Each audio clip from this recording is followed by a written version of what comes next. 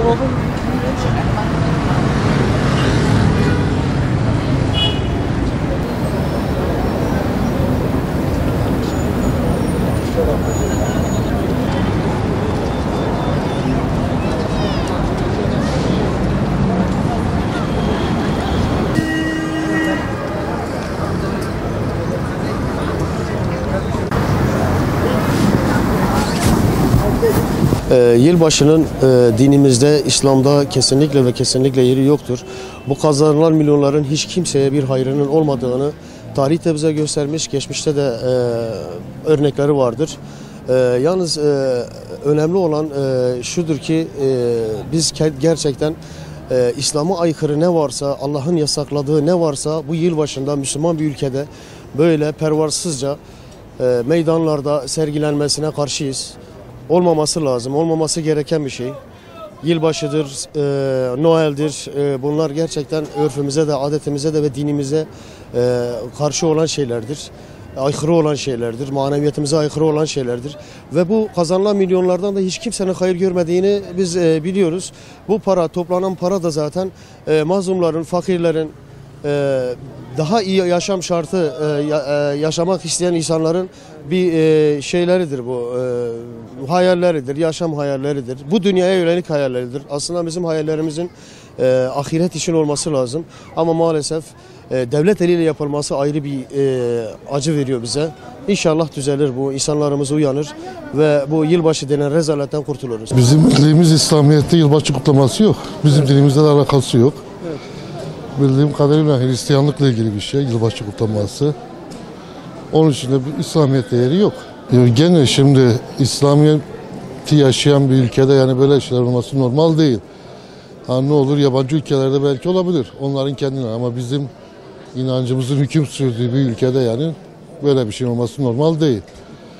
Ama yani kalıp da şahsi bir adam Hristiyansa o kutluyorsa bir şey diyemem. Ama çoğunluk olarak yani Müslümanların yapmasını doğru bulmuyorum. Kendim de almam yani. Milli piyango bileti de almam. Toto bilmem ne bu şeyleri de almam, kullanmam yani. Devlet eliyle yapılmasını doğru bulmuyorum. Nasıl içkinin tekelinin devlet eliyle yapılmasını, üretilmesini uygun bulmadığım gibi yani lotonun, totonun, milli piyangonun devlet eliyle yapılmasını özel sektörü yapar, halk alır, almaz o bileceği iş ama devlet eliyle yapılması tabii ki uygun değil yani bunun şimdi devletin teşvik etmemesi daha uygun. Devletin yani engel olamıyorsa bile en azından teşvik etmeyecek yani. Yılbaşı kutlamak Müslüman bir ülkede kutlanması haramdır. Yani İslam dininde de kutlanması haramdır. Örf ve kültür adetlerimizde olmayan bir gelenektir. Bu konuda Necip Fazıl Kısaküre'nin çok güzel bir açıklaması vardır.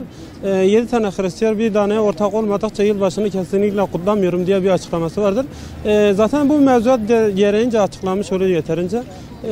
Buna halkın rekabet etmesi, halkın teveccüh göstermesi, yine belediyeler nezdinde çevre düzenlenmesi, ağaçların süslenmesi, bu yönden halkın bir teveccühü oluyor. Yani bundan dolayı bir halk bir ilgi alaka gösteriyor. Yani bölge sakinlerince, tüm halkımızca da biliniyor ki yılbaşı kutlamaları ve yılbaşı çekiliş bileti veya milli piyangonun haram olduğunu biliyor. Bunun akabinde hani bu milli piyangonun arkasında devlet elinin olması yine halkın bir cazibe hale getiriyor. Halkın bu yönden bir teveccühü var yani. Arkasında devlet elinin olmasından dolayı halkın bir teveccühü var. Vallahi her şeyden önce bir Müslüman yılbaşından daha çok Allah'ın söyledikleriyle, Allah'ın emrettikleriyle ilgilenmeli. Yani bir Müslüman yılbaşıyla ilgilenmemeli diyorum. Çünkü Allah diyor ki Yahudi ve Hristiyanlara ne kadar siz kiminle yani nasıl desem özenmeyin. Siz onlara özenirseniz siz de onlar gibi olursunuz. Yani sonuçta bu bir Yahudi ve Hristiyan geleneği olduğu için Müslüman böyle şeylerle ilgilenmemeli. Daha çok Allah'ın söyledikleriyle ilgilenmeli diye düşünüyorum. Milli piyango zaten fal okları, dikili taşlar gibi şeylerin Allah ayette haram olduğunu bildiriyor. Bir Müslüman böyle şeylerle de uzak durmalı. Çünkü yakından uzaktan hiç ilgilenmemeli diye düşünüyorum. Diyanet İşleri bunu haram diyor ama bunun çekilişini de yapan yine devlet. Onun için çelişki var bu durumda. Devlet eliyle oynatılması. Devlet eliyle yani hem haram deyip hem de bunun oynatılmasında zaten bir çelişki var. Bir Müslüman bunu düşünmeli. Haram olan bir şeye nasıl çekilişini yapacaksın? Ya tabii ki caiz değildir yani. Dinimizce kesinlikle caiz değildir.